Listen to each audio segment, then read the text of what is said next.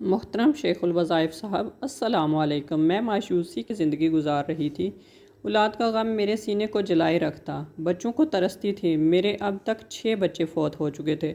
جب بھی بچہ پیدا ہوتا تو وہ بہت ٹھیک ہوتا، مگر 40 دن کے بعد کمزور اور سوکھے پن کا شکار ہو جاتا، جس کے بعد اس کا جسم حرکت کرنا بند کر دیتا، حتیٰ کہ اس کی آواز آنا بھی بند ہو جاتی۔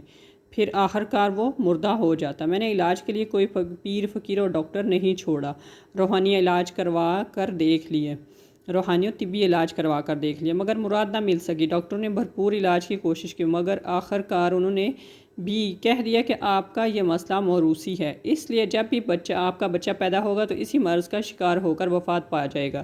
اس مرض کا کوئی علاج بھی موجود نہیں۔ میں ہر طرف سے مایوس ہو چکی تھی، مگر اللہ تعالیٰ نے پھر ایک امید تھی کہ اگر رب چاہے تو ناممکن کو ممکن کر دے۔ اللہ کو میرے حال پر ترس آ گیا۔ اب کی رسالہ پڑھنا شروع کیا۔ اس رسالہ کی وجہ سے تسبیحانہ لاہور میں ہونے والی شب جمعہ کی روحانی محافل سننا شروع کی۔ لوگوں کے مشاہدات پڑھ کر اور سن کر اللہ تعالیٰ کی شان کریمی پر یقین ہو گیا کہ انشاءاللہ مجھے بھی مراد مل جائے گی۔ اللہ تعالیٰ کی خاص عنایت ہوئی کہ مجھے کلینک میں آپ سے ملاقات کا ٹوکن مل گیا۔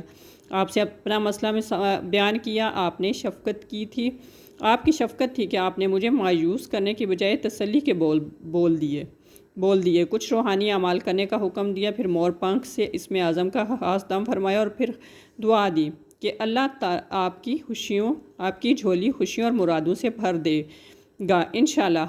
بس آپ کی زبان مبارک سے نکلے وہ بول اللہ تعالیٰ نے قبول کر لیے۔ دوبارہ اولاد کی امید لگی اور پھر اللہ تعالیٰ نے بیٹے کی نعمت سے نوازا۔ اس بار الحمدللہ بچہ ٹھیک تھا، مگر اس کے ہاتھ کچھ کمزور تھے۔ میری خوش قسمتی کہ اس مہینے 2 بار آپ سے ملاقات کا ٹوکن مل گیا۔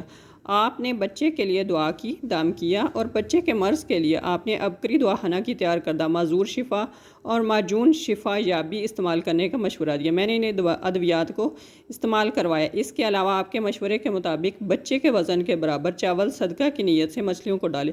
الحمدللہ اب میرا بیٹا 1.5 سال کا ہو چکا ہے اور صحت مند ہے۔ گھر میں جب روحانی محفل لگاتے ہیں تو وہ بہت شوق اور توجہ کے ساتھ سنتا، اکثر اللہ کا لفظ زبان سے نکالتا ہے، اور جب منہ سے اماں اور ابا کہتا ہے تو آنکھوں سے آنسو نکل آتے ہیں۔ یقین نہیں آتا یہ سب آپ کی دعاؤں کی برکت سے ممکن ہوا۔ آج ہمارا بچہ چلنے کے قابل بھی ہو چکا ہے۔ لوگ بھی حیران ہیں کہ کیا یہ واقعی ان کا بچہ ہے جنہیں ڈاکٹروں نے لا علاج کہہ دیا تھا۔